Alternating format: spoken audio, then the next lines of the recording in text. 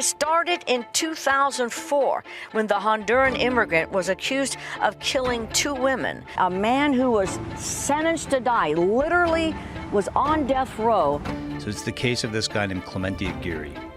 And if I tell you this story, you'll say, you got to be making the up. It can't be true. 14 years, 4 months, and 19 days I've been incarcerated. 10 years, 3 months of them in death row. On June 25, 2004, in Altamonte, Florida, 24-year-old Clemente was indicted on charges of first-degree murder and burglary, a crime that he did not commit. From the start, Aguirre Harkin said he found the women dead, that he tried to help, and that's how their blood got on his clothes and his footprints. It was a gruesome crime that found his neighbors, 68-year-old Carol Barris and 47-year-old Cheryl Williams, stabbed to death. I didn't do it. I don't kill nobody. However, despite Clemente protesting his innocence, police decided he was the only possible suspect and he was sentenced to death. In the 14 years on death row, Clemente never stopped trying to clear his name, and he wasn't wrong either. As it turns out, Samantha, Cheryl's daughter, prior to the murder, was diagnosed with intermittent explosive disorder. Within inches of the mother's body and in a bathroom where the state argued the killer cleaned up is the daughter's blood, a trail of the daughter's blood going to the bathroom, and then the mother's blood on the outside of the daughter's window. And there's in the doctor's notes, a few years before this happened, where she says to her mother, "I'm gonna kill you if I ever get out of here. I'll kill all of you." Then we find out that she has confessed all over town. We had people coming in all over the place, testifying, affidavits that she said, "I killed my mother and my grandmother, I'll do it to you." With such irrefutable evidence implicating Cheryl's daughter, the day finally arrived for Clemente. I do know that nobody believed me back then. No way. Besides my mother, nobody believed me. And I thank you for it. From the bottom of my heart. He holds back tears and immediately heads towards friends and family to celebrate. But today is a brighter day, a new day, and I got good hopes for the future.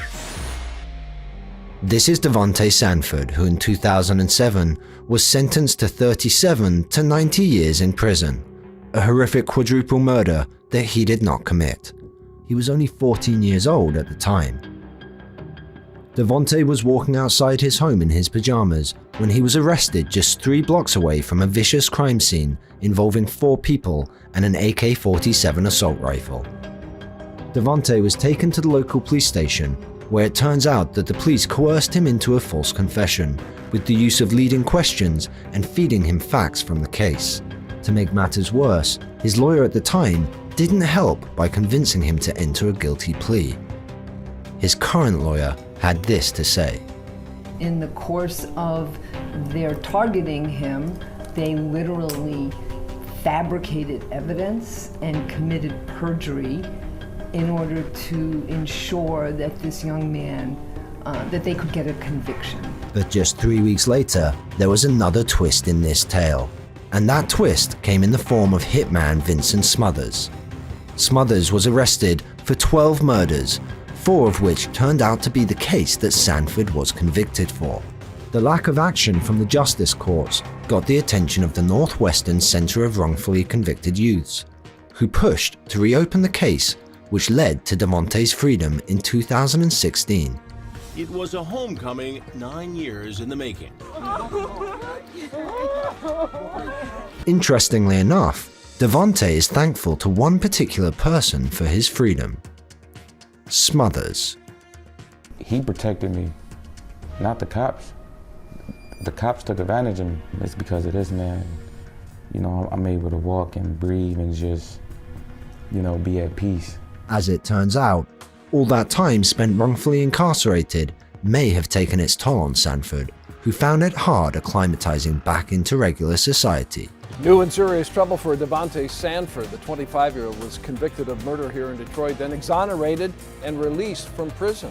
He was arrested for assault in 2018, and this time, there was no hitman to take the heat. In 1991, Queens, New York, 19-year-old Gregory Counts and 21-year-old Van Dyke Perry were sentenced to life in prison for a crime they did not commit. The victim was held at knife point out front of her Queens home, thrown into a car, and driven to Central Park, where she was then raped multiple times. She claimed that the men responsible were Counts, Perry, and a third unknown man. In 2017, after having already served 11 years, the Innocence Project reinvestigated the Counts and Perry case using DNA that was retested.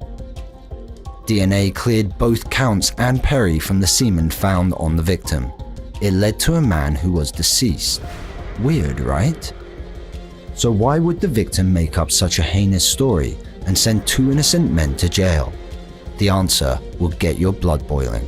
The complainant now admits that her boyfriend forced her to lie and falsely claimed these men sexually assaulted her. Her boyfriend was trying to avoid having to pay a debt to these two men.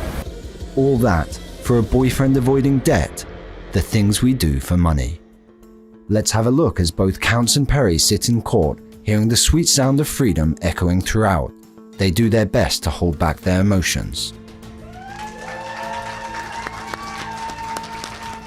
Although they are free and reintegrating back into society now, it's clear that this horrible, unjust story will haunt both these men for the rest of their lives.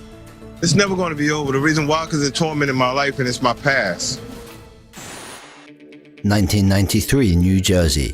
22-year-old Tito Marino was murdered in his video store, another gruesome death by stabbing. Eric Kelly and Ralph Lee were both convicted of a crime they had no connection to. The whole story was put together by police using coercion and a sketchy eyewitness.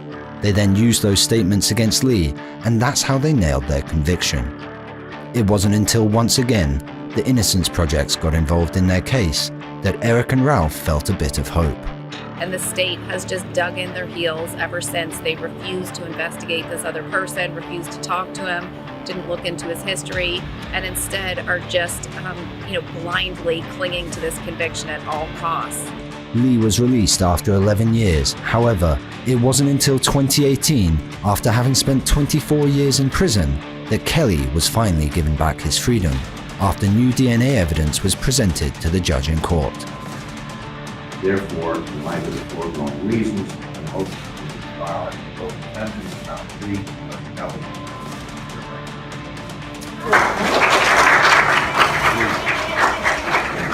Interestingly enough, we find Judge Joseph Portelli in full Karen mode. Look, listen to me. It's not a moment of choice. It's a moment of justice, okay? It's not something to celebrate or not celebrate. We're not sure about you, but freedom after 24 years of wrongful incarceration seems like a pretty good reason to celebrate.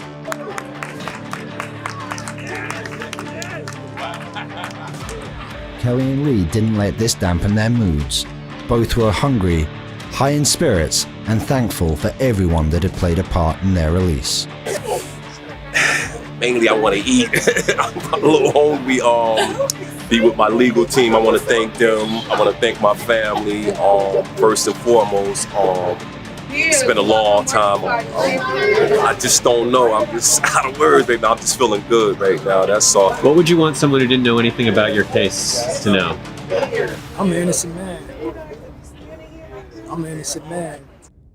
All's well that ends well. For now. Right, in the case of People versus Juan Ignacio Catalan, is that your true name? Yes, ma'am. This is Juan Catalan, the man saved by sitcom.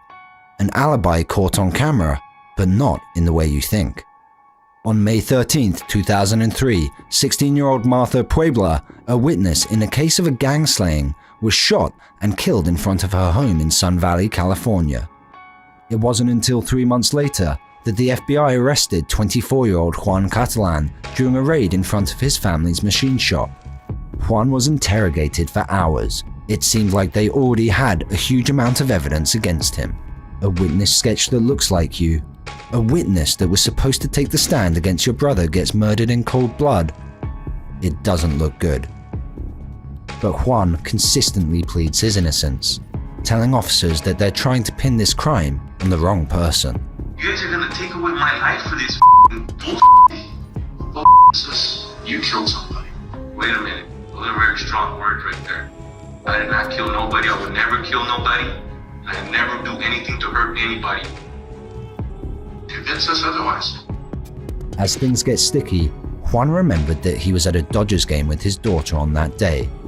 But a stadium full of tens of thousands of people, what are the chances that someone captured him there? And even more so, the chances that you'd be able to retrieve said footage? Well, this is where this case becomes wild. Juan remembered he was on TV, but not the Dodgers cam. It just so happened that Larry David, the creator of Seinfeld and star of the HBO show Curb Your Enthusiasm, was shooting an episode in the exact same aisle as Catalan and his daughter. The episode was that I picked up a hooker in the carpool lane and took her to Dodger Stadium. What are the chances? Juan's lawyer contacted HBO, got access to the footage of that episode, and ran the tapes. Hours of research brought no results, and he was running out of tape and felt like he wasn't going to get what he needed. And then, there it was, the once-in-a-lifetime chance of an alibi caught on tape. And I pointed at the screen and I said, that's him, roll that back. This footage, combined with a phone call made to his girlfriend at the exact time he was leaving the stadium, led to his case being thrown out.